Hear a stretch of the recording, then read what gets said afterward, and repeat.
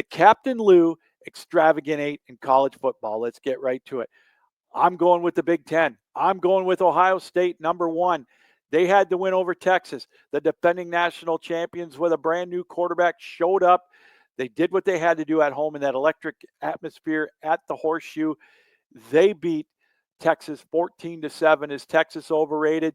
I don't think so, but Ohio State's defense came to play. They looked strong, and they were able to overcome a couple of mistakes and again, put the training wheels on the quarterback saying, but now we'll see what they do in week 2. But hey, they're the number one team in the land. They were in some polls 2, some polls 3. They win. They're the new number one team. At number 2, I've got LSU. That was an impressive win over fourth-ranked Clemson.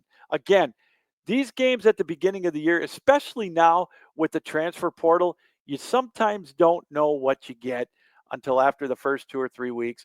But this was an impressive win on the road at the other Death Valley. So I got to give it to LSU making the jump all the way from the polls having them 10th all the way to number 2. Again, I got to put the Tigers there at number 2. Brian Kelly's team looked very strong in that game against Clemson. At number 3, I'm going to leave Penn State there in the top 3. Again, they haven't beaten anybody of consequence, but I'll leave them there as I kind of went back and forth with them in Miami. I got to tell you, I almost put Miami at number 4. Those were so close. Miami looked so impressive against Notre Dame. Notre Dame's going to be there at the end, everybody. I was impressed with C.J. Carr at quarterback for Notre Dame. I thought he looked good. Made a couple of freshman mistakes towards the end when the all-out blitz got him, but he almost helped generate that game, that comeback victory over Miami. Miami was able to hang on. I've got Miami at 4. I've got Penn State at 3. I'm going to keep Georgia at number 5. It's funny with Georgia. They're almost becoming an afterthought in the SEC with all the hype that LSU's getting, that Texas got. Everybody thought Alabama was going to rebound after that loss to Michigan in the bowl season last year. Georgia just sits there. I know they didn't play anybody really, but Georgia, they're Georgia. And again, I'm going to keep them in my top 5 at number 5. I'm going to put Oregon at number 6.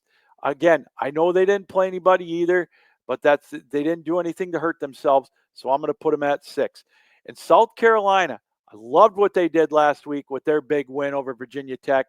What a gutsy play, by Coach Beamer, and taking the penalty for the re-kick and getting the punt return for a touchdown. Maybe it wasn't gutsy, but it was pretty cool nonetheless.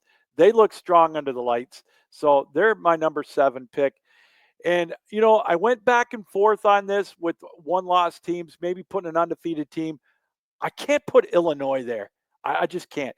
They don't play anybody, like I said. I struggled if I figured their honorable mention in my Captain Lou Extravagant 5 of the Big Ten. I can't put them in the top 8.